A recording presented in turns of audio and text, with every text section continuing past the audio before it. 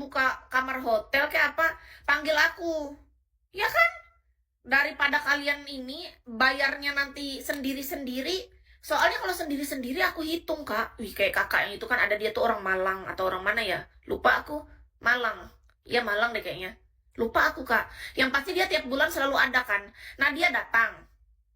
Dia tuh selalu buka kamar gitu kan. Nah, aku hitung-hitung, Kak. Banyak budgetnya habis, Kak. Tapi mungkin karena dia mampu kali ya, jadi dia nggak terlalu memperhitungkan lah. Biaya kamar berapa, panggil kisnya berapa, biaya masasnya. Kayak berapa duit habis ya kan? Coba kalau misalnya patungan, 2 aja 3 orang, gak usah 10 deh. 2-3 orang temenan, menurut aku kayaknya lebih worth it deh. Nggak terlalu banyak habis gitu, ya kan? Tapi tiket pesawatnya juga ya.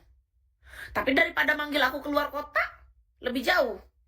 Ada yang pernah manggil kes keluar kota yang mampu cuma 3 orang sejauh ini. Berarti kan artinya apa? Tarifnya untuk keluar kota tuh beda. Kalau untuk kalian yang datang ke sini malah lebih terjangkau. Coba cek di sini di iKISBuy. Lebih worth it untuk kalian yang datang ke sini menurut Kis. Itu lebih kusarankan sih. Soalnya kalau aku yang keluar kota tuh lebih gimana, jauh Kak perbedaannya, perhitungannya. Karena sudah hitung day, hitung hari. Sedangkan kalau kalian kesini masih hitung per ini 60 menitan bisa. Ya kan beda kan? Makasih giftnya ya Kak Ibrahim. Jadi buat teman-teman yang butuh Kak Ibrahim, makasih Kak Ibrahim Pratama, halo. Nih kan IG Kis nih yang iKISBuy.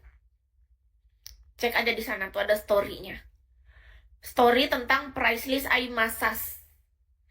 Jadi skill apa ke OO ya kira-kira? Kalau aku yang ku tambah skill massage atau skill hostnya.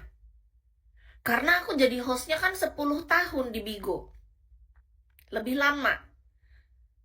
Kalau jadi massage, pijat, baru 3 tahun. Jadi gimana ini? Aku harusnya apa? Aku harusnya jadi tukang pijat, jadi massage aku. Atau aku jadi host aja? Jadi apa? Ih, Kak Iwan, sayangku, cinta. Aku kira-kira cocoknya jadi apa sayang menurut kamu? Pagi menjelang siang. Ini Kak Ibrahim, pagi menjelang siang. Nih, aku tuh jadi apa aku? Aku jadi host aja atau aku jadi tukang pijat aja? Jadi massage terapis menurut kalian? Kadang nggak dikasih tahu. Menurut kalian aku jadi apa aku? Aku jadi massage terapis aja atau aku jadi tukang pijat? Atau jadi host aja aku, host Bigo. Tuh kan? Ada yang jawab masuk aku. Aku dicuekin sama mereka. Lihat skill lain. Apa skillku? Basic skill aku dulu tuh, aku kan seorang ekonomi akuntan, administrasi, kerja di kantoran. Tapi sudah lama aku nggak megang laptop. Sudah sangat lama aku nggak megang laptop, Kak. Jadi kayak otakku nih udah lama nggak kepake untuk sistem laptop-laptop gitu. Dulu itu aku megang laptop terus, Kak. Di depan mataku. Aku aja jadi viewers akhir 2017 sampai sekarang. Tapi kok bisa top up? Makasih Kak Ibrahim, hai. Tapi kok bisa top up? Dulu kan aku kan lulusannya sarjana ekonomi akuntansi. Nah, aku kerja tuh di kantor terus Kak, bagian administrasi. 3 kantor di Palangkaraya. 1 tahun, 2 tahun, 4 tahun totalnya aku kerja kantoran Kak. 1 tahun, 1 tahun, 2 tahun. Jadi 4 tahun. Habis itu, semenjak itu aku jadi host. 10 tahun. 4 tahun di perusahaan swasta. Jadi yang bagian administrasi itu, kadang jadi sales juga campur-campur lah. Habis itu, tapi itu aku bukan sales murni. Kayak aku tuh sales bagian belakang, back office. Salesnya tuh nggak ditonjolkan karena aku lebih ke bagian administrasinya. Sales tuh cuman karena aku kerja sama bosku tuh bagian sales. Jadi bosku tuh ada bagian penjualan yang aku ngebantu bos doang. Karena aku anak buah kayak adminnya. Ini area manager, ada branch manager ya kan. Aku tuh adminnya dulu. Gitu. Jadi aku kalau bos kerja kemana, aku ikut ke misalnya di luar kota nih, bos tinggal di sana, aku ikut sama bos. Bos mengadakan penyuluhan apa? Apa namanya? Kok penyuluhan sih? Kayak ngumpulin semua orang-orang yang kerja di sana tuh loh. Kumpul dalam satu ruangan. Nah, aku bagian ini pencatatan, notulen aku di situ juga. Nah, jauh. Tiba-tiba aku jadi host Bigo. Tiba-tiba jadi tukang pijat massage terapis. Aduh, dunia ini bekerjanya agak membagongkan memang. Iya, itu pekerjaan yang dulu, Kak. Jauh. Nah, sekarang aku udah beda. Semenjak aku jadi official host di Bigo Live, kerjaanku jadi serabutan. Aku nggak pernah megang komputer, nggak pernah megang laptop lagi, nggak pernah main sistem. Justru malah fokusnya di live streaming, di Bigo kayak gini, sama jadi tukang pijet, massage terapis di kota cantik Palangkaraya ini. Aku jadi mijet-mijetin orang untuk nambah-nambah rezeki, karena hasil dari Bigonya ini belum kembali stabil seperti pada masa dulu. Dulu kan kita masuk golden list. Kalau targetnya stabil, aku nggak perlu mijet-mijetin orang. Tapi karena target Bigonya belum stabil, aku jadi masih mijet-mijetin orang untuk menyambung hidup. Gitu ceritanya. Ini akun ketiga. Yang dua udah dibeku selamanya. Oh, tapi kok bisa jadi viewers terus? Berarti kakak bos ya, Kak Iwan? Berarti bos kakak ini. Aku bukan sekretaris dulu, aku admin, beda. Aku admin, bagian administrasi. Sesuaikan dengan kata hati yang bikin kamu happy. Sesuaikan dengan kerjaan yang hobi, Kak Kis. Paling happy aku di Bigo lah. Apa lagi? Kalau dibanding yang lain. Paling happy Bigo lah, Kak. Sebenarnya aku tuh pengennya jadi LC, Kak. Selain jadi Bigo. Tapi kenapa orang di Palangkaraya ini nggak terlalu suka pakai jasa LC ku ya? Kalau di luar kota kepake LC-nya. Kayak di Bali, Jakarta gitu. Palangkaraya ada tapi nggak banyak orang yang pakai jasa LC ku. Kenapa ya, Kak? Aku nguli, Kak Ay. Kuli bangunan, Kak Iwan. Iya. Hobi, Kak Kis. Gini loh, Kak Oo. Gini loh, kenapa LC-nya aku tuh nggak terlalu kepake? Apa aku nggak cocok jadi LC ya? Kayaknya aku lebih cocok jadi tukang pijat ya. Kenapa LC-nya? Karena kalau aku jadi LC kan nemenin orang jalan gitu, misalnya kayak di kota-kota besar. Mungkin karena di sini nggak ada tempat jalannya kali ya.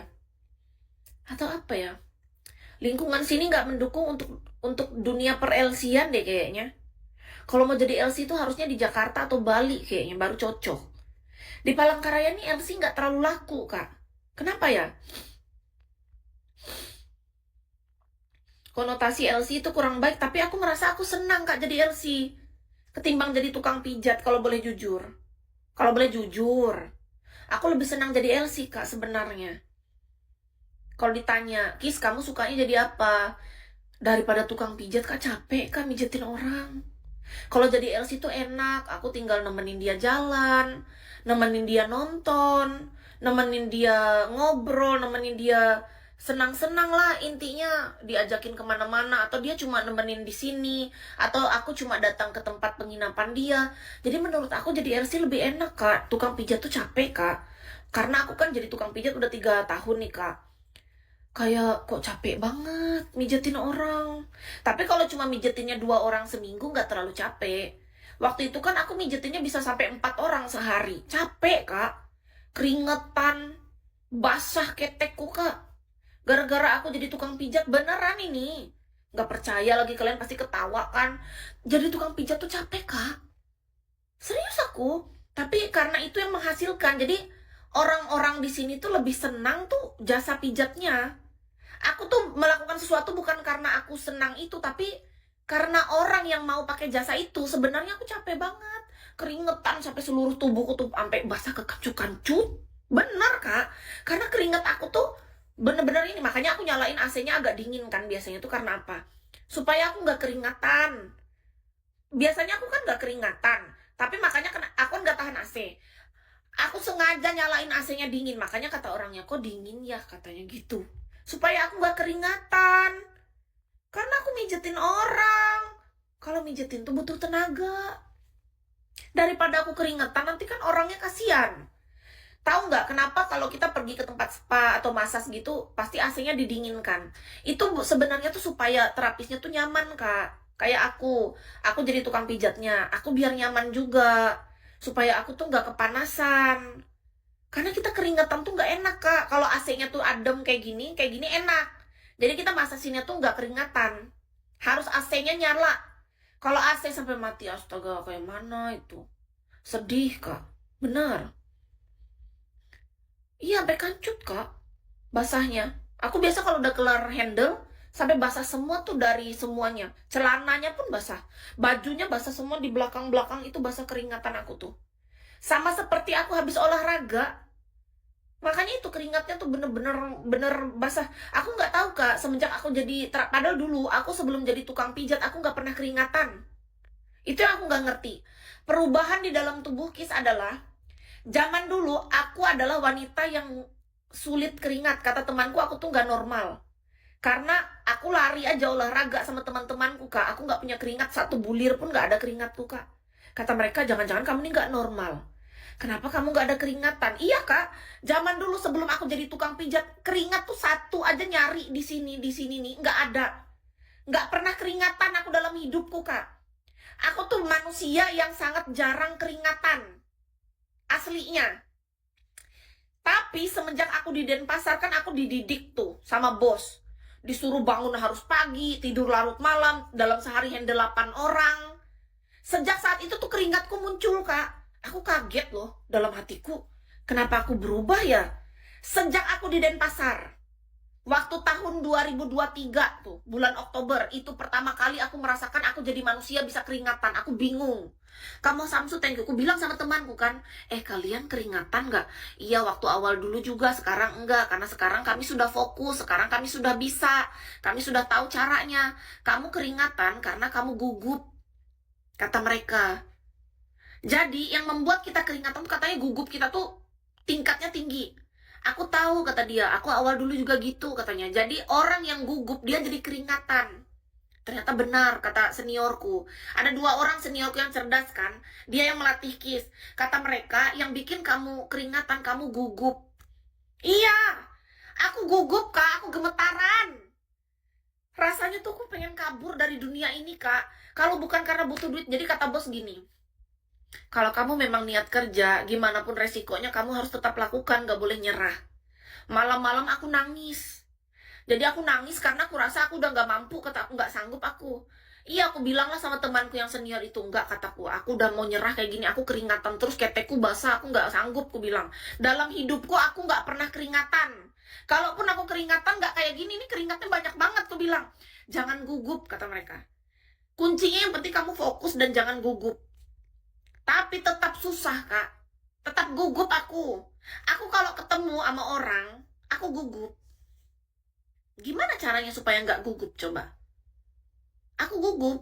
Aku berusaha fokus, tapi sebenarnya aku gugup. Susah bagiku. Makanya kenapa aku di Bigo lebih betah. Karena kita nggak interaksi secara langsung. Coba kalau kalian nih aku percaya diri kan, ngobrol ceritanya pura-pura kayak kelihatan kayak percaya diri kan, ditonton sama teman-teman banyak. Tapi kalau kita ketemu, face